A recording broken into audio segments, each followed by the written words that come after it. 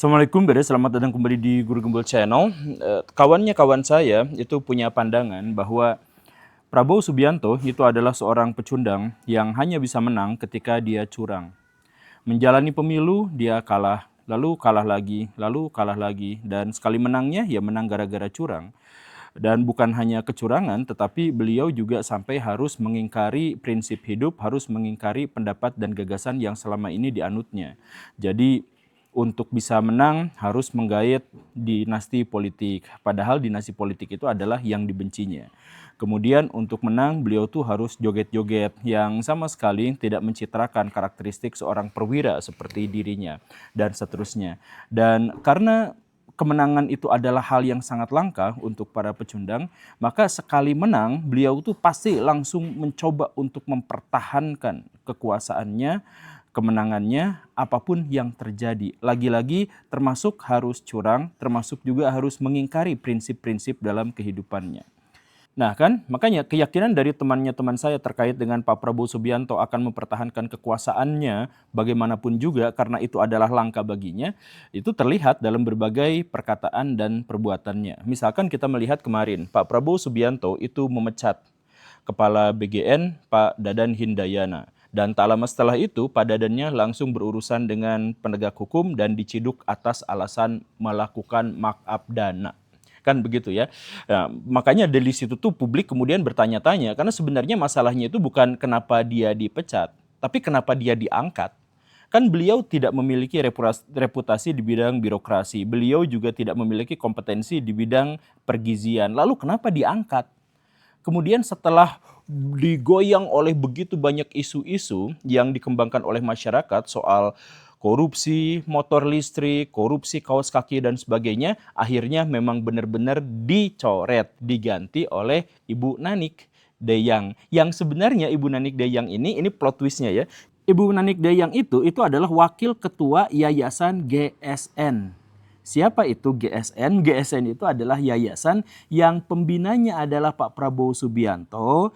Kemudian orang-orang yang menyelenggarakannya juga adalah antek-antek teman-teman dan orang-orang di dalam lingkar dalam Pak Prabowo. Kemudian dia juga ternyata memiliki bisnis SPPG di sejumlah titik. Nah, wakil ketuanya adalah Ibu Nanik ini. Jadi sebenarnya Pak Prabowo memecat Pak Dadan kemudian menyerahkan kepada siapa? Kepada orangnya juga. Wakil ketua yayasan yang pembinanya adalah Pak Prabowo juga. Jadi ini adalah ajang untuk mempertahankan kekuasaan. Pak Prabowo bikin kebijakan yang anggarannya itu sampai ratusan triliun. Setelah itu diselenggarakan sama siapa? Sama lingkar terdalam Pak Prabowo Subianto juga, termasuk yayasan yang namanya GSN ini, yang kemudian Ibu Nanik adalah wakil ketuanya. Kan ini plot twist yang lucu gitu. Tapi intinya sebenarnya MBG terbukti dalam konteks ini bukan untuk mensejahterakan rakyat, tetapi dikelola bersama-sama oleh lingkar terdalam Pak Prabowo Subianto sendiri. Bukankah ini menunjukkan ketidakprofesionalan? Dan ketidakprofesionalan itu adalah prinsip yang harus ditentang oleh Pak Prabowo Subianto sendiri. Kan beliau yang mengatakan itu. Gitu.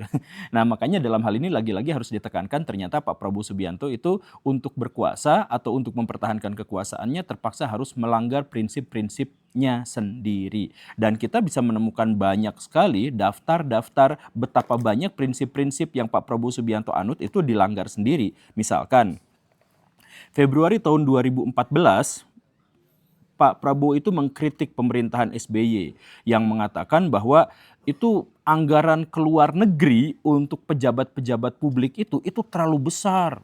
20 triliun itu terlalu besar, ngapain juga, itu tidak efektif, itu tidak efisien. Kalau kelak saya jadi presiden, saya akan coret itu anggaran-anggaran ke luar negeri segala rupa itu. Begitu kan? Itu pernyataan Pak Prabowo tahun 2014 di bulan Februari. Baraya bisa cek itu jejak digitalnya ya. Tapi apa yang terjadi sekarang? Pak Prabowo adalah presiden yang paling banyak melakukan kunjungan ke luar negeri, memecahkan rekor Gus Dur. Bahkan hanya dalam waktu 1,5 tahun masa kekuasaannya, beliau telah melakukan lawatan 56 kali ke berbagai negara di seluruh dunia. Luar biasa kan? Pak Gus Dur pada waktu itu tuh mengatakan, bahkan Gus Dur sendiri pada waktu itu mengkritik dirinya sendiri dengan mengatakan Gus Dur itu adalah presiden wisatawan gitu kan. Jadi beliau Gus Dur yang melakukan perjalanan ke luar negeri ke sana ke sini itu mengkritik dirinya sendiri sebagai presiden wisatawan. Tapi apa alasan Gus Dur pada waktu itu menjelajah dunia adalah untuk mempertahankan dukungan internasional terhadap Indonesia karena Indonesia pada waktu itu dirundung oleh begitu banyak upaya-upaya separatisme.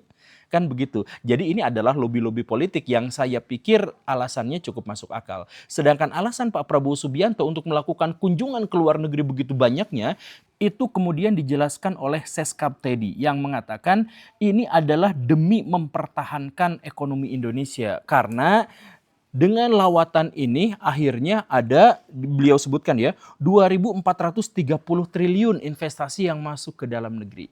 Itu hoax.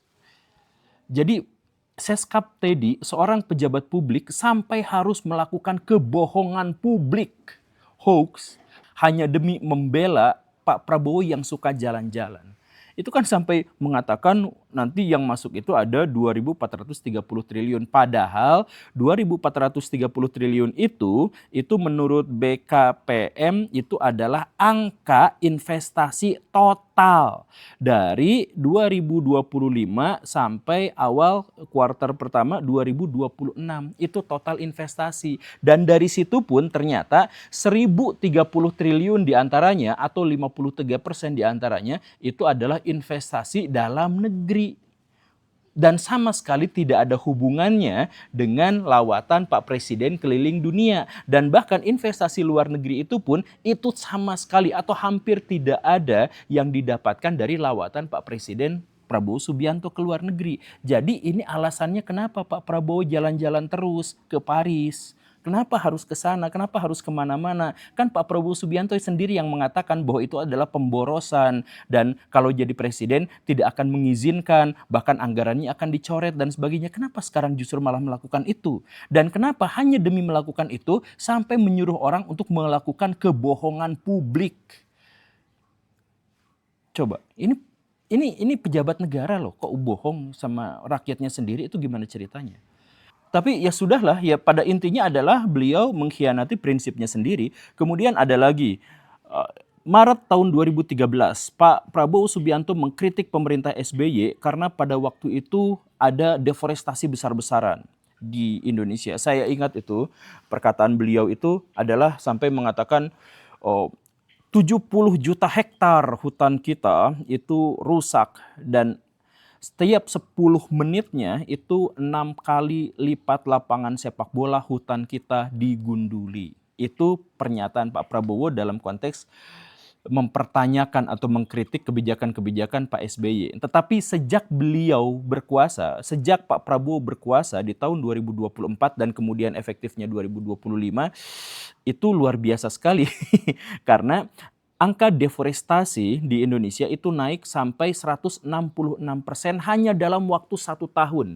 Tahun pertama di mana Pak SBY berkuasa, hutan kita dirusak, dideforestasi, dialihfungsikan, itu sampai 166%.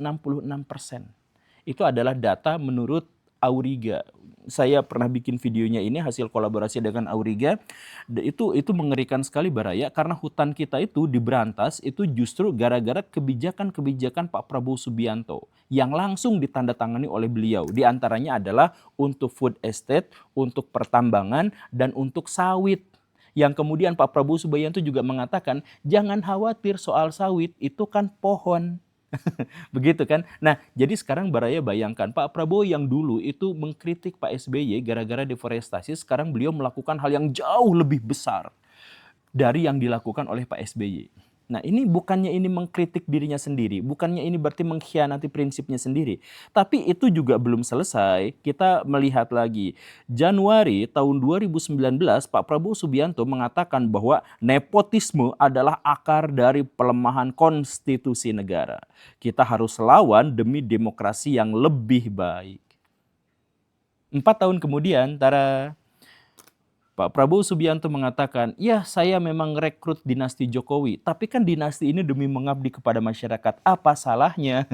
Kok Pak Prabowo bertanya kepada kita apa salahnya? Ya tanya kepada Pak Prabowo 5 tahun yang lalu, 4 tahun yang lalu yang mengatakan bahwa politik dinasti itu merusak demokrasi.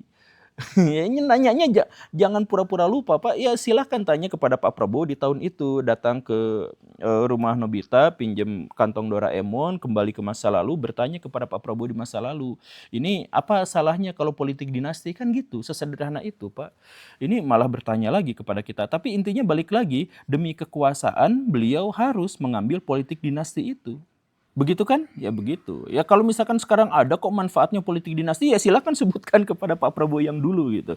Terus ada lagi nih, Januari tahun 2014, Pak Prabowo Subianto itu mengatakan kabinet SBY itu terlalu gendut, nggak efisien, nggak bersih, itu beban negara. Kalau saya jadi presidennya, saya akan rampingkan, saya akan efisienkan. Ya, tapi ketika beliau benar-benar berkuasa, maka beliau akhirnya membentuk kabinet paling gemuk sepanjang sejarah Indonesia. Ada lebih dari 100 orang yang menduduki kursi di kabinet. Wih, luar biasa kan? Dan anggarannya ya tentu saja adalah yang paling gemuk juga di seluruh dunia. Saya dulu berkolaborasi misalkan dengan Kementerian Pendidikan. Ya cuman satu itu aja dengan Kementerian Pendidikan. Pas saya mau kolaborasi lagi, sekarang jadi ada 3 Kementerian Pendidikan. Wih, kok bisa sampai sebegitunya dipecah gitu ya. Jadi kebudayaan, jadi pendidikan, jadi macam-macam yang segala rupa seperti itu. Ya ini kan menyalahi prinsip Pak Prabowo sendiri yang mengatakan justru kabinet yang seperti ini itu tidak efisien dan mengancam anggaran untuk rakyat. Kabinet itu sedikit aja, kata beliau di tahun 2014. Dan kemarin bahkan Pak Prabowo Subianto itu kan pernah mengutip pernyataan Putin yang sedikit diplesetin gitu ya.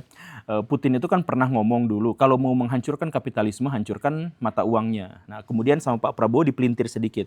Kalau mau menghancurkan ekonomi sebuah negara, dalam kurung yang pakai prinsip kapitalisme, ya hancurkan mata uangnya. Itu kata Pak Prabowo Subianto dan itu masuk akal karena kalau misalkan kita mau melihat krisis-krisis yang terjadi di Indonesia atau di seluruh dunia itu biasanya diawali dan atau disertai dengan kehancuran nilai mata uangnya.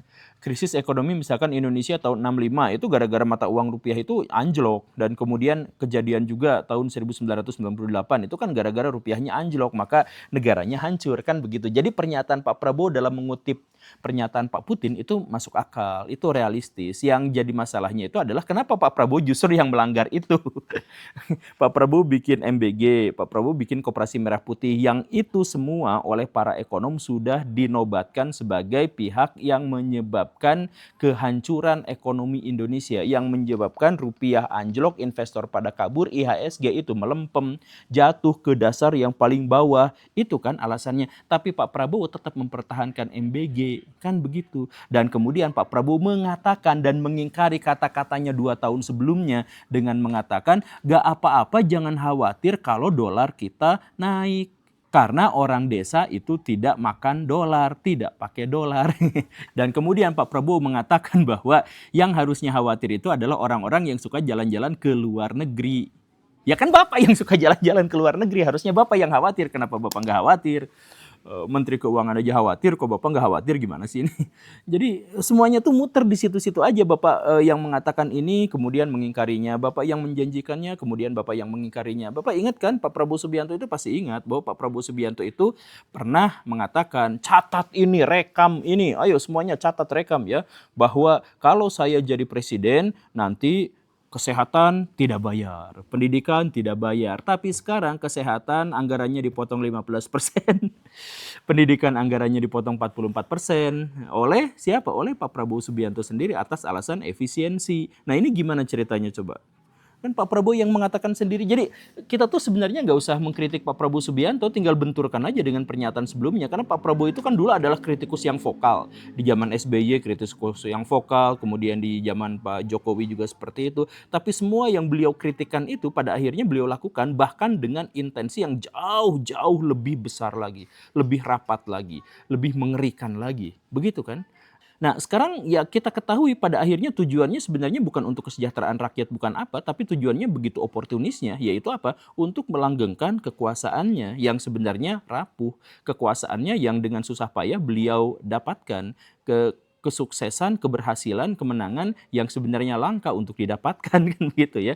Ya makanya dipertahankan. Coba sekarang Baraya cek semua hal yang dilakukan oleh Pak Prabowo Subianto itu sebenarnya tidak jauh dari upaya untuk mempertahankan kekuasaannya. Kita lihat misalkan MBG yang menyengsarakan rakyat, yang membuat tukang nasi kuning, yang membuat tukang kantin di sekolah dan sebagainya itu berguguran satu demi satu, yang mencekik ekonomi rakyat itu sebenarnya programnya siapa? Programnya Pak Prabowo. Yang menghancurkan rupiah, yang menghancurkan IHSG itu adalah programnya Pak Prabowo. Demi apa? Ya demi ada orang TNI dibagi dikasih dapur MBG, kemudian tentara dikasih MBG, kemudian ormas-ormas keagamaan itu dikasih MBG, ya dikasih dapurnya gitu ya, dikasih hak untuk mengelola MBG gitu kan. Ya semuanya dikasih itu ya demi lingkar-lingkar terdalamnya aja, itu yayasan-yayasan, kemudian partai-partai itu kan semuanya adalah ya untuk mempertahankan kekuasaannya. Kemudian Koperasi Merah Putih itu juga kan diserahkan kepada tentara, dan antara juga diserahkan kepada tentara dan lingkar terdalam kekuasaannya gitu. Jadi semuanya bikin program-program itu ya untuk dalam tanda kutip ya untuk ternak, memberi makan ternak-ternaknya itu kan begitu. Dan pada akhirnya sekarang coba kita lihat Pak Prabowo itu kan ada dalam lingkar militer ya, dan sekarang yang dilakukannya apa? Menaikkan jumlah tentara. Sekarang itu ada program menaikkan jumlah tentara sampai sekitar 750 batalion. Satu batalion itu berapa Baraya? Ini sampai naikin 750.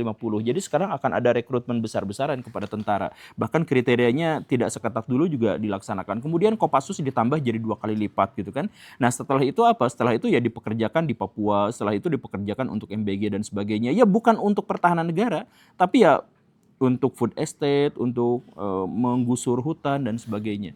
Kan begitu. Jadi pada akhirnya sekarang semuanya itu jadi temannya Pak Prabowo. Jadi yang dulu mengkritik juga sekarang bagian dari temannya. Semuanya jadi koalisi yang sangat besar. Mau itu di kabinet, mau itu di DPR, semuanya adalah koalisi besar. Kita mau ngapain sekarang rakyat Indonesia? Ya nggak bisa ngapa-ngapain. Kita berharap misalkan ya. Kita berharap bahwa Presiden Prabowo itu kekuasaannya tidak terlalu lama kita jatuhkan misalkan. Penggantinya siapa? Ya pasti temannya Pak Prabowo juga sekarang itu. Jadi semuanya itu memang didesain agar Pak Prabowo Subianto itu bisa melanggengkan kekuasaannya. Iya kan? Ya, saya harap Baraya menilai sendiri benar atau salahnya. Saya bisa salah gitu ya, Baraya bisa salah, Pak Prabowo Subianto juga bisa salah dan sebagainya. Tapi intinya yuk kita introspeksi gitu. Karena dalam ajaran agama saya itu presiden yang lalim itu sebenarnya adalah bentuk azab dan hukuman Tuhan kepada masyarakat yang emang ahli maksiat. Jadi jangan-jangan Pak Prabowo kayak gini diangkat sama kita tuh ya gara-gara misalkan kita milihnya nggak bener, sekali ada yang nyogok langsung kita pilih, kan jangan-jangan seperti itu. Jangan-jangan masyarakat kita memang kalau ada truk terguling ya malah dijarah gitu, jangan-jangan seperti itu. Jangan-jangan guru-guru kita di sekolah malah melakukan korupsi dan kolusi gitu. Jangan-jangan memang korupsi, kolusi dan kemunafikan di Indonesia itu sudah merata di seluruh strata sosial masyarakat. Sehingga Tuhan yang marah akhirnya menurunkan sebuah bala kehancuran dengan mempercayakan Indonesia kepada pemimpin yang... Terima kasih karena sudah menyimak. Saya Guru Gembul, pamit. Assalamualaikum warahmatullahi wabarakatuh.